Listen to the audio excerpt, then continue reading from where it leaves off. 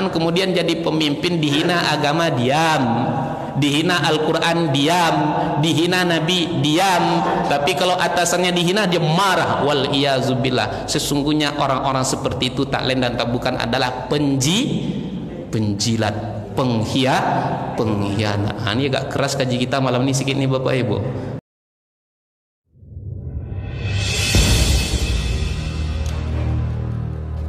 Assalamualaikum warahmatullahi wabarakatuh. Alhamdulillahi rabbil alamin. Alhamdulillahilladzi khalaqas samawati wal ard wa ja'ala az-zulumati wan nur. Nashhadu an la ilaha illallah wa nashhadu anna Muhammadan abduhu wa rasuluh. Allahumma salli wa sallim wa barik ala Muhammad wa ala alihi wa ashabihi ajma'in. Rabbi shrah li sadri wa yassir li amri wa hlul 'uqdatam min lisani yafqahu qawli. Ayah ibu, orang tua kami, alim ulama, cerdik pandai, tokoh masyarakat, abang kakak, adik-adik yang kami sayangi, kami doakan semoga kita semua senantiasa dalam keadaan sehat walafiat. Allah beri kita rezeki yang penuh berkah melimpah ruah, dan kemudian semoga Allah kokohkan iman istiqomah kita sampai nanti kita kembali menghadap Allah Azza wa Jalla. Amin ya rabbal alamin. Bersyukur kita kepada Allah Ta'ala. Alhamdulillah masih Allah hidupkan kita, masih Allah sehatkan kita, dan kemudian dari sekian banyak orang yang hidup di sekitar kita, kita yang Allah pilih sebagai hamba yang memiliki hati, yang hati itu masih terpaut dengan rumah Allah Ta'ala. Kita yang Allah pilih sebagai hamba yang memiliki hati, yang hati itu masih cinta untuk hadir duduk dalam majelis ilmu nan mulia. Maka kemudian Nabi pun memberikan kabar gembira, man salaka tariqan yaltamisu fihi ilman sahalallahu bihi tariqan ilal jannah. Siapa yang kakinya mudah melangkah hadir dalam majelis ilmu, maka akan Allah mudahkan baginya jalan menuju surga. Salawat dan salam kita doakan semoga senantiasa tercurah untuk kekasih kita baginda nan mulia Nabi Muhammad sallallahu alaihi wasallam. Mudah-mudahan seiring dengan banyaknya kita bersalawat kepada Rasulullah, kelak di yaumil kiamah Rasulullah berkenan memberikan syafaatnya kepada kita semua. Ayah ibu kami yang kami muliakan, kita awali pertemuan kita ba'da maghrib ini dengan sama-sama membaca surat Al-Fatihah. Boleh? Baik. A'udzu billahi minasy syaithanir rajim. Bismillahirrahmanirrahim. Alhamdulillahi rabbil alamin. Ar-rahmanir rahim. Maliki yaumiddin. Iyyaka na'budu wa iyyaka nasta'in. Ihdinas siratal mustaqim. Siratal ladzina an'amta 'alaihim ghairil maghdubi 'alaihim waladdallin. Amin. Ibu kami, ada satu hadis yang diriwayatkan dari sahabat nan mulia namanya Anas bin Malik. Siapa namanya Pak? Anas bin Malik. Anas bin Malik pernah berkata bahwasanya Nabi SAW pernah bersabda, wala yu'minu ahadukum hatta akuna ahabba ilaihi min waladihi wa walidihi wan nasi ajmain. Belum sempurna iman kamu, kata Nabi. Takkan beriman kalian, kata Nabi, sebelum kamu dapat mencintai aku melebihi cintamu kepada anak-anakmu, kepada kedua orang tuamu, dan sekalian manusia semuanya. Belum beriman, tak beriman kamu sebelum kamu dapat mencintai aku melebihi cintamu kepada anak-anakmu, ayah ibumu, dan sekalian manusia. Lalu kemudian yang menjadi pertanyaan ayah bunda dimuliakan Allah, bagi orang yang tak paham tentu dia akan bertanya, selayak itukah Rasulullah untuk dicintai? Selayak itukah Rasulullah untuk dicintai? cintai. Kalau nyanyi Sheila on Seven-nya Bapak Ibu, pantaskah dirimu untuk kuperjuangkan, kan itu judulnya tuh. Itu diantara liriknya, pantaskah dirimu untuk aku perjuangkan. Karena masjid ini masjid tak saya nadakan lah Bapak Ibu. Nah, layakkah Rasulullah untuk dicintai? Patutkah Rasulullah untuk kita cintai? Maka tentu kita akan menjawab sangat patut sekali, sangat pantas sekali. Kenapa ayah ibu orang tua kami? Setidaknya ada 3 alasannya. Berapa Pak? Setidaknya. Alasannya itu banyak. Alasan untuk cinta itu banyak, tapi setidaknya 3. Mana dianya yang 3 itu? Yang pertama, karena Rasulullah itu adalah rahmat. Yang kedua, Rasulullah itu adalah suri tauladan terbaik kita sebagai manusia. Yang ketiga, kenapa? Karena Rasulullah juga sangat cinta kepada kita. Makanya kita sangat wajar dan wajib untuk mencintai Nabi. Bahkan tolak ukur kita beriman atau tidaknya ditentukan oleh mampu tidaknya kita mencintai Nabi melebihi cinta kita kepada anak-anak kita, kedua orang tua kita, bahkan sekalian umat manusia. Maka ini menjadi pertanyaan dalam diri kita nih Bapak Ibu. Sudahkah kita dikatakan orang beriman? Tolak ukurnya ini Pak, diantaranya kita baru dikatakan mukmin sejati kapan? Ketika kita benar-benar dapat dan mampu mencintai Nabi di atas segala-galanya. Ayah ibu orang tua kami yang kami muliakan, yang pertama kita mencintai Nabi itu kenapa? Karena Nabi itu rahmat. Allah Subhanahu wa ta'ala berfirman surat Al-Ahzab ayat 21. Kami yakin ayah bunda semuanya hafal. Kata Allah Subhanahu wa ta'ala, mohon maaf, dalam surat Al-Anbiya ayat 107. Wa ma arsalnaka illa rahmatan lil alamin. Dan kami tidak mengutus engkau wahai Muhammad kecuali untuk membawa rahmat. Untuk siapa? Lil alamin, untuk sekalian alam. Al-Quran tidak mengatakan linnasi ajma'in, tapi Al-Quran mengatakan lil alamin. Allah tidak mengatakan engkau itu rahmat untuk sekalian manusia, tidak itu kata Allah. Tapi Allah mengatakan engkau wahai Muhammad, engkau wahai Rasulullah adalah rahmat bagi semesta alam. Mana contohnya ayah ibu orang tua kami? Nabi itu sebagai rahmat. Kita lihat ketika Nabi SAW hadir ke dunia, lalu kemudian Abu Lahab, siapa namanya Pak Bu? Abu Lahab. Nama asli Abu Lahab itu Abdul Uzza, tapi nama dia yang familiar itu adalah Abu Lahab. Dia dikenal di Facebook, di Instagram lebih kurang seperti itu dengan nama Abu Lahab. Oh, ada pula Facebook, Instagram di masa itu Ustadz? Ada. Macam mana bentuknya tak perlu ditanya, yang jelas ada. Kita ini kan kadang-kadang suka menanya sesuatu yang tak penting. Ustadz, ya Nabi Adam menikah dengan Siti Hawa, Pak Kuahnya siapa Pak Ustadz? Pak Kuah Nabi Adam sama Siti Hawa pula yang dia tanya. Menanya sesuatu yang tak berguna. Maka ya ibu kami yang dimuliakan Allah, Abu Lahab punya budak namanya Thuwaibah. Siapa namanya Bu? Thuwaibah, pakai tha. Bagaimana menyebut huruf tha? Taruh ujung lidah di dekat ujung gigi. Tha. Macam mana Bu? Tha. Tapi kalau tak ada gigi tak bisa menyebutnya Pak. Agak payah sedikit. Saya kalau ngajar tahsin selalu saya suruh jemaah itu bawa kaca. Tengok Pak, sudah keluar lidah kita belum? Sudah menyentuh ujung gigi atau belum? Ada pula dia merasa sudah betul. Tapi awak tengok enggak juga. Kenapa aku tak bisa? Awak tengok sedikit, angkat bibirnya ini. Ternyata memang gigi yang tidak ada. Kalau gigi tak ada memang agak payah sedikit. Thuwaibah. Ketika Rasulullah sallallahu alaihi wasallam hadir ke dunia, Thuwaibah sampaikan informasi kepada tuannya yang bernama Abu Lahab. Tuan, iya, keponakan Tuan sudah lahir. Nabi kan punya banyak paman ayah bunda. Paman Nabi itu ada Hamzah, ada Abbas, ada Abdul Uzza yang dikenal dengan Abu Lahab, kemudian ada Abu Talib. Ini paman Nabi.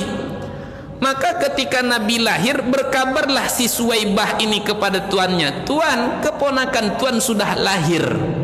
Saking senangnya hati Abu Lahab ketika itu ayah bunda, dimerdekakannya si Suwaibah itu.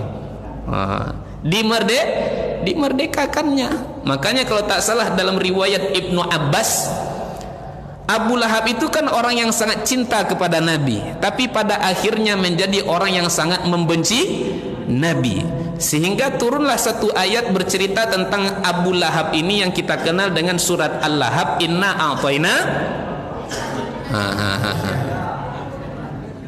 Nah, berarti masih konsentrasi. Saya kira semuanya sudah bismikallahumma ya tadi ini.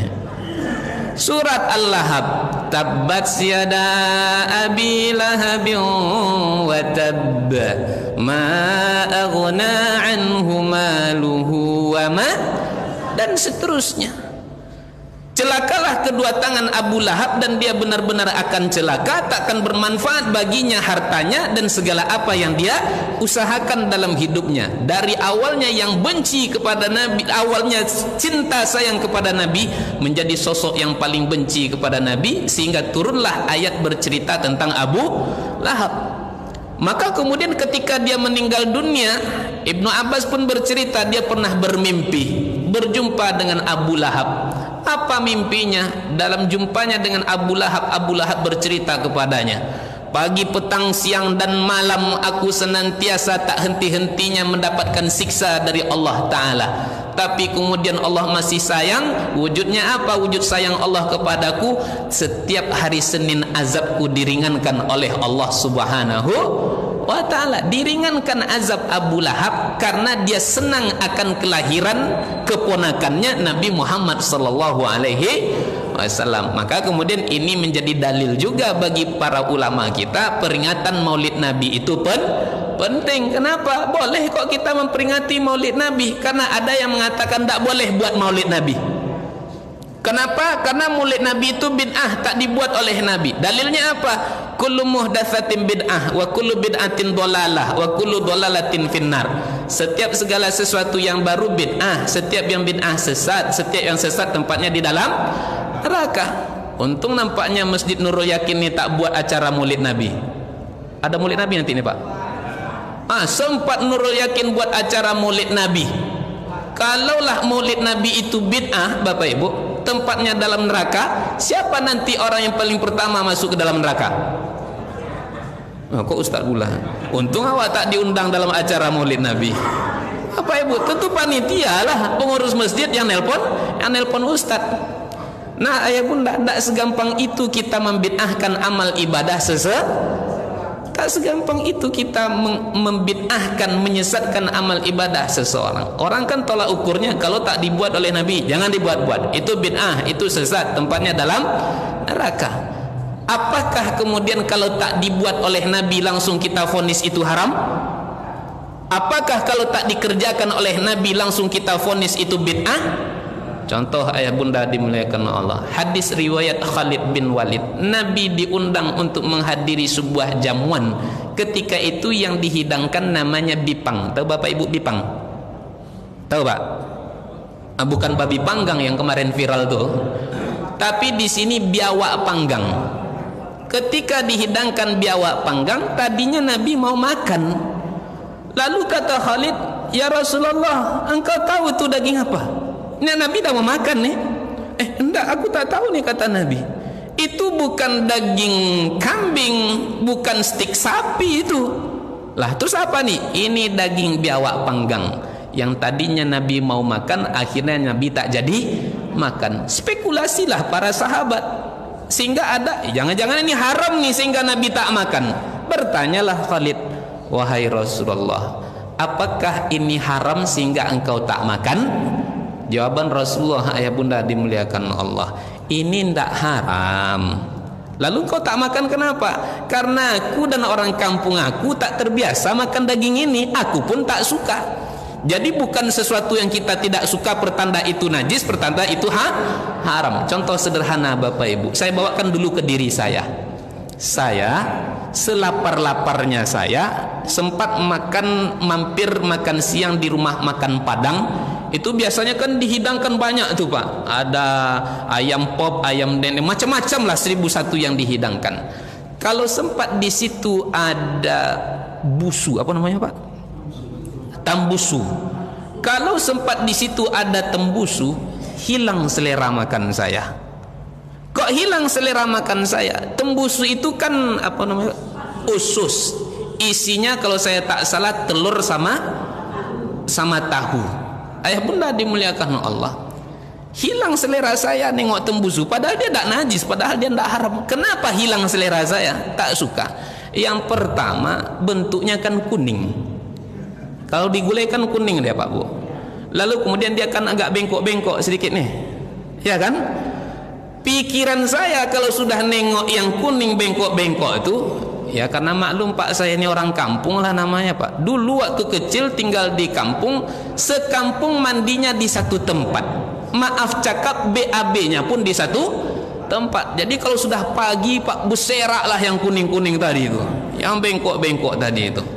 Sempat kalau kita tinggal di pinggir sungai Pak, kalau dulu penerangan kan tak macam sekarang nih. Dulu penerangan kita di kampung saya namanya pakai lampu togo namanya.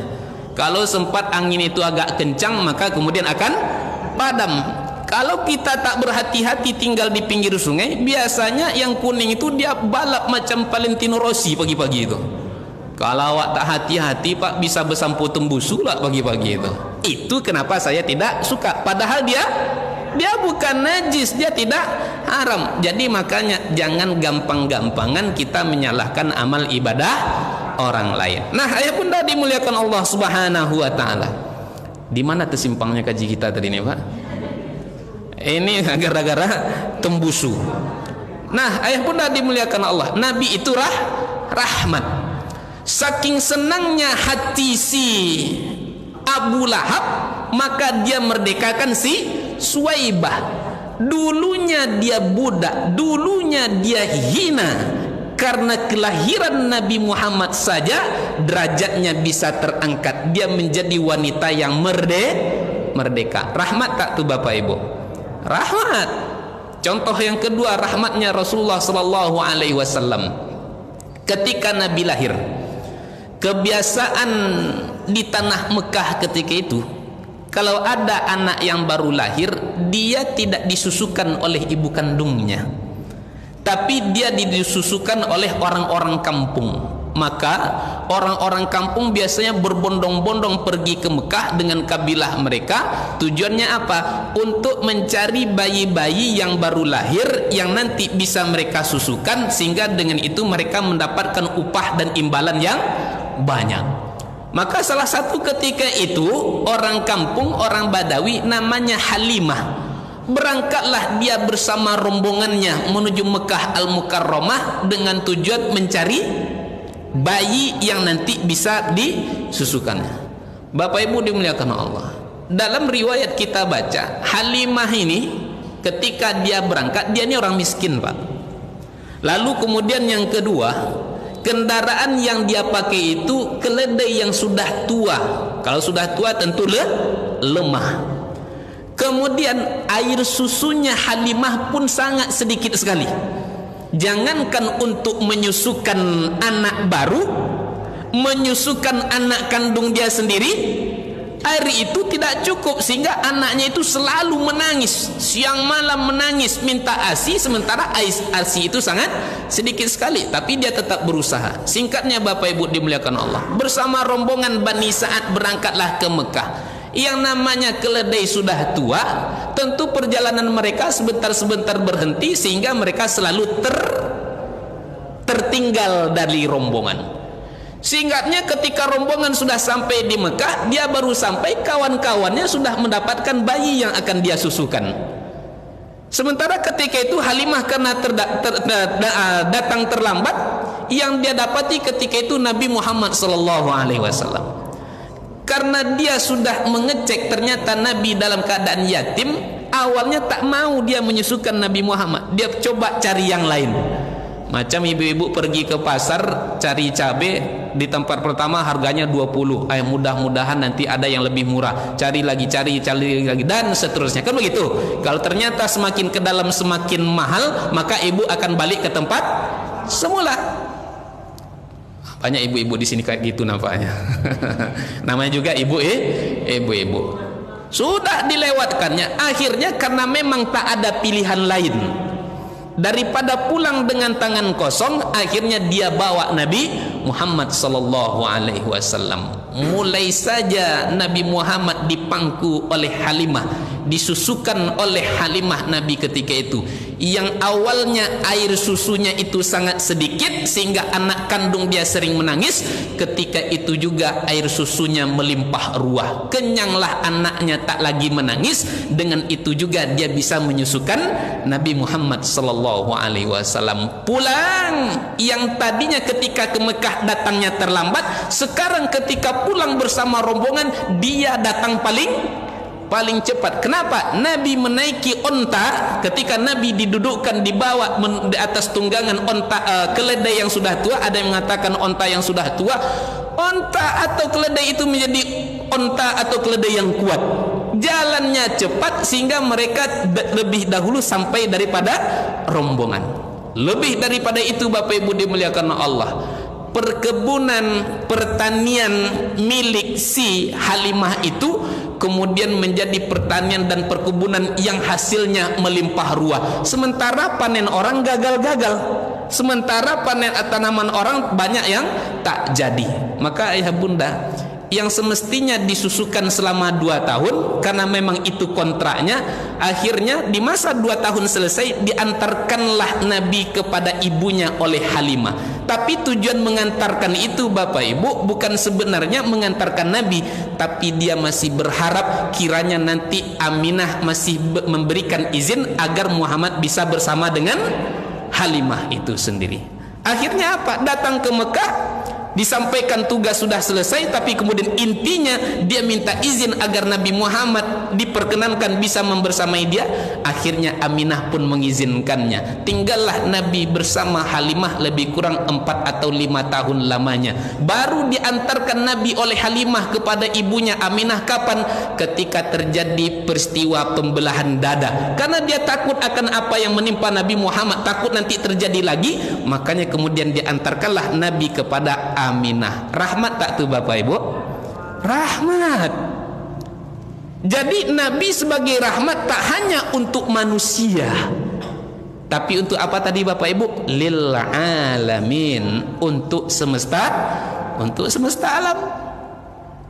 Dari yang dahulunya orang bodoh menyembah berhala yang tak mendatangkan manfaat juga mendatangkan mudarat, diajarkan agar bisa menjadi sosok yang cerdas supaya tak lagi menyembah yang tak mendatangkan manfaat dan juga tak mampu mendatangkan mudarat. Siapa? Tak lain dan tak bukan adalah Allah Subhanahu wa ta'ala. Ini yang pertama ayah bunda, Nabi itu rahmat. Yang kedua apa? Nabi itu uswatun hasanah. Nabi itu suri tauladan yang baik. Sebelum risalah ilahiyah, sebelum risalah langit dibawa oleh Nabi Muhammad sallallahu alaihi wasallam, bagaimana kondisi masyarakat ketika itu ayah bunda?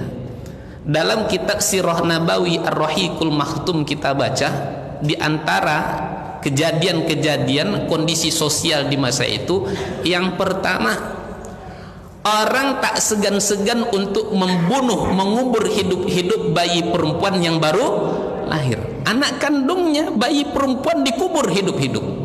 Aib, malu, tak tahu muka disembunyikan kemana kalau nanti dapat anak perempuan. Dalam bab pernikahan, menikahnya ketika itu tak kenal batas. Poligaminya sesuka hatinya, mau 10 dibuatnya 10, mau 20 dibuatnya 20. Begitu juga dengan kasus perceraian, menceraikan istrinya sesuka hatinya saja. Wanita memang tak ada nilainya di masa itu. Makanya ibu-ibu terutama kaum hawa ini semestinya banyak berterima kasih kepada Rasulullah sallallahu alaihi wasallam. Kenapa? Rasulullah telah mengangkat harkat dan martabat kaum hawa. Sampai-sampai Nabi katakan ketika ada yang bertanya, "Wahai Rasulullah, siapa orang yang paling layak untuk aku hormati, hargai dalam hidupku?" Jawaban Nabi siapa? Ummuka, ibumu. Terus siapa lagi ya Rasulullah? Ummuka. Terus siapa lagi ya Rasulullah? Masih ibumu. Baru kemudian Nabi katakan abuka. Perzinahan di mana-mana. Bahkan di masa itu seorang suami tak segan-segan menyuruh istrinya untuk berzina dengan orang lain. Begitu mudahnya, begitu merebaknya perbuatan zina di masa itu. Maling, kemudian sukuisme yang begitu sangat tinggi, fanatik golongan. Sehingga karena fanatik golongan menimbulkan gesekan demi gesekan, sehingga kadang-kadang berujung kepada pertumpahan darah. Sekalipun sukunya salah tapi masih tetap dibela. Ayah ibu orang tua kami yang kami cintai, zaman boleh berubah, musim boleh berganti, tapi perangai umat manusia masih itu-itu saja. Zaman boleh berubah, musim boleh berganti, tapi perangai umat manusia seringnya masih itu saja. Dulu ada orang yang hobinya mencuri, dibela. Intinya penjahat dulu banyak yang membela. Hari ini ada tak Pak? Pencuri dibela, pembunuh juga dibela. Di mana tuh Bapak Ibu? Agak payah jawabnya Pak Asin. Sudah terjadi. Dulu praktek zina merebak di mana-mana. Hari ini masih ada zina tak Bapak Ibu? Bahkan diberikan tempat yang begitu luar biasa. Diberikan nama yang bagus. Dari pezina menjadi Bapak Ibu lah yang jawabnya itu. Dulu di zaman Nabi Lut ada orang yang suka dengan sesama jenisnya. Hari ini masih ada tak Bapak Ibu? Dibela. Kalaupun dia tak ikut dalam bab itu, tapi setidaknya dia telah membela. Makanya ingat hadis Nabi, almar'u ma'aman ahabbah. Seseorang kelak akan bersama dengan siapa yang dia cinta. Kalaupun engkau tak pencuri, tapi kalau engkau sudah membela pencuri, maka sesungguhnya engkau bagian dari pencuri. Kalaupun engkau tidak berzina, tapi kemudian engkau membela pezina, maka sesungguhnya engkau juga bagian dari pezina. Kalaupun engkau tidak fasik, tapi engkau berafiliasi kepada orang yang fasik, berafiliasi kepada orang yang kafir, loyal kepada mereka, maka sesungguhnya engkau juga bagian dari kefasikan. Engkau bagian dari kemunafikan, engkau bagian dari kekafiran. Makanya Al-Quran kan telah katakan, wa may yatawallahum minkum fa innahum minhum. Siapa yang loyal kepada mereka-mereka itu, maka sesungguhnya dia bagian daripada yang mereka loyali. Itulah kondisinya. Lalu dengan kedatangan Nabi Muhammad sallallahu alaihi wasallam, Nabi telah memberikan contoh tauladan, jangan lagi berzina. Ada salah seorang sahabat bertanya kepada Nabi, "Ya Rasulullah, aku mau masuk ke dalam agama Islam, tapi sayang aku tak bisa meninggalkan zina ya Rasulullah." Lalu apa jawaban Nabi? Apakah Nabi kata, zina itu begini begitu? Tidak. Lalu Nabi katakan, bagaimana kiranya kalau ibumu dizinahi oleh orang lain, kata Nabi. Semenjak itu apa katanya? Tak ada perbuatan yang paling aku benci melainkan perbuatan zina. Nabi itu suri tauladan dalam kehidupan kita. Kalau kita bahas satu persatu tak cukuplah waktu kita membahas suri tauladan Nabi Muhammad sallallahu alaihi wasallam. Tapi setidaknya ya Bunda dimuliakan Allah, apa tauladan Nabi Muhammad sallallahu alaihi wasallam? Setidaknya yang pertama, Rasulullah itu adalah sosok yang pemberani. Rasulullah itu adalah sosok yang tegas. Rasulullah itu sosok yang pemaaf. Rasulullah itu sosok yang sabar. Bunda dimuliakan Allah. Mana contoh Nabi itu tegas? Mana contoh Nabi itu pemberani? Bunda dimuliakan Allah. Baru saja belum lama Nabi berkuasa di tanah Madinah, Nabi sudah berkirim surat kepada raja-raja Persia. Nabi telah berkirim surat kepada raja-raja Romawi. pernah Nabi berkirim surat kepada Heraklius. Apa tulisan Nabi, surat Nabi kepada Heraklius nih bunda, yang tercatat dalam sejarah?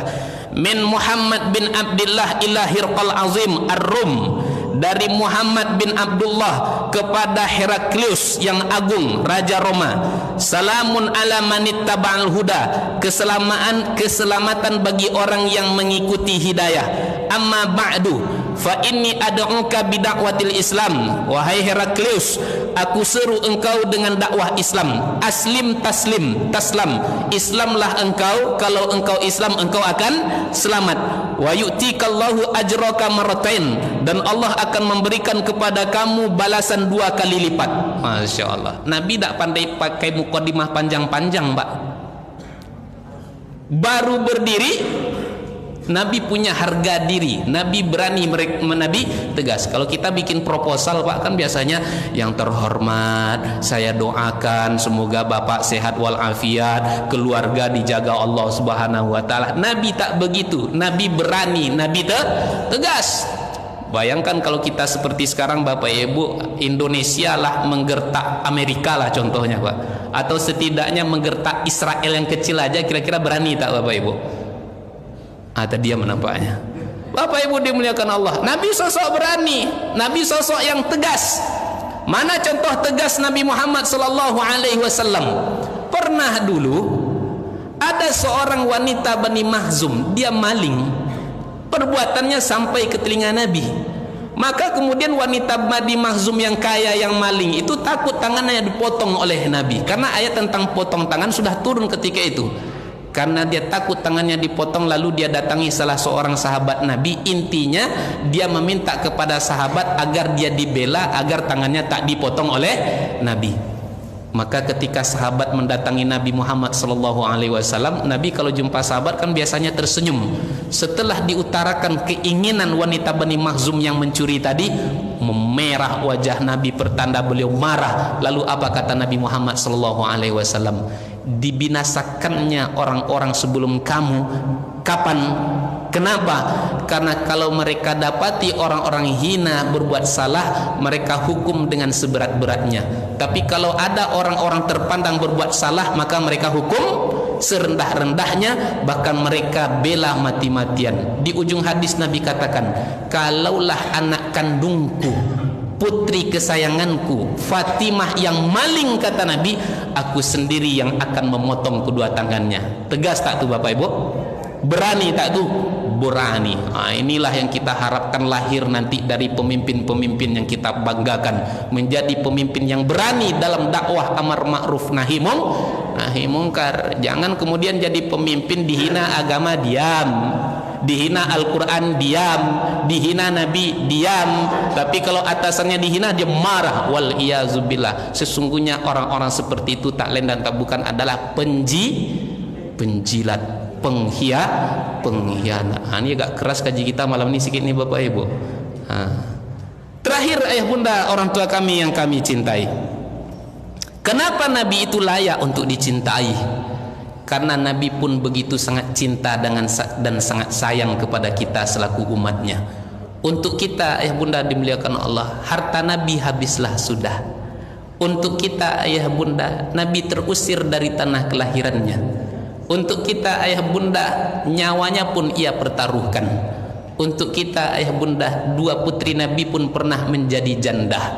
Kita lihat, Nabi demi kita, agar Islam sampai kepada kita, hartanya ia pertaruhkan. Kita kan tahu Nabi itu kaya, tapi pada akhirnya ayah bunda, Nabi kemudian menjadi orang yang miskin. Faktanya apa? Menangislah Umar bin Khattab ketika berkunjung ke rumah Nabi. Karena apa? Umar mendapati Nabi baru bangun, tapi kemudian Umar melihat punggung Nabi itu penuh dengan bekas-bekas pelepah korma. Apa kata Umar yang pemberani, yang tegas? Berlinang air mata di pipinya, wahai Rasulullah, ini sungguh tak pantas bagi engkau. Kenapalah engkau begini betul ya Rasulullah? Bapak Ibu dimuliakan Allah Subhanahu wa ta'ala. Padahal dulu harta Nabi kan banyak. Fakta Nabi itu hartanya banyak, Nabi itu kaya. Menikah dengan Khadijah saja maharnya itu lebih dari 20 ekor onta berwarna merah. Onta berwarna merah kalau dibawa ke Italia dia akan jadi Ferrari lebih kurang Bapak Ibu. Kaya. Tapi kekayaan Nabi habis sudah. Demi apa? Demi agama. Demi apa? Demi cintanya kepada kita sebagai umatnya. Nabi cinta kepada kita, faktanya sampai Nabi terusir dari tanah kelahirannya. Bapak Ibu, ketika hijrah ke tanah Madinah, Nabi kemudian di tengah jalan sesampainya di Batha atau di Bahta, Nabi membalikkan wajahnya, dia tatap Mekah, Ka'bah lama-lama. Lalu kemudian Nabi berkata, "Ya Allah, tak ada negeri yang paling aku cintai selain dari tanah Mekah Al-Mukarramah. Tak ada tempat yang paling aku cintai melainkan tanah yang di situ adanya Ka'bah, rumah Engkau ya Allah. Ya Allah, andai kata kaumku tak mengusir aku ya Allah," sampai berlinang air mata, sambil berlinang air mata di pipinya Nabi katakan, "Andai kata kaumku tidak mengusir aku ya Allah, maka aku takkan pernah meninggalkan tanah kelahiranku ya Allah." Demi kita Nabi terusir dari tanah kelahirannya. Demi kita dua putri Nabi menjadi janda.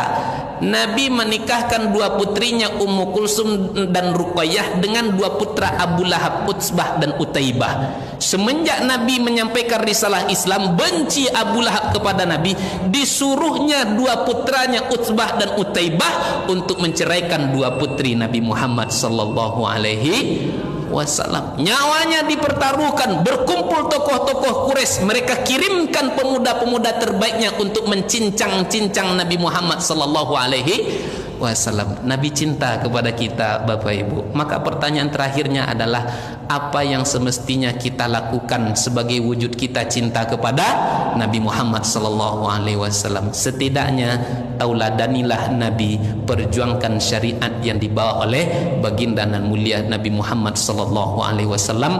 Mudah-mudahan dengan cintanya kita kepada Nabi, kita dapatkan apa yang Nabi katakan 1400 tahun yang silam, almar'u ma'aman ahabba. Sesungguhnya seseorang akan bersama dengan siapa yang dia cinta. Cinta kita kepada Nabi, mudah-mudahan dia yaumil kiamah Allah kumpulkan kita dalam surganya bersama kekasih kita baginda dan mulia Nabi Muhammad sallallahu alaihi wasallam. Amin ya rabbal alamin. Mohon maaf atas segala kesalahan kekhilafan. Terima kasih atas segala perhatian. Wabillahi taufik wal hidayah. Wassalamualaikum warahmatullahi wabarakatuh.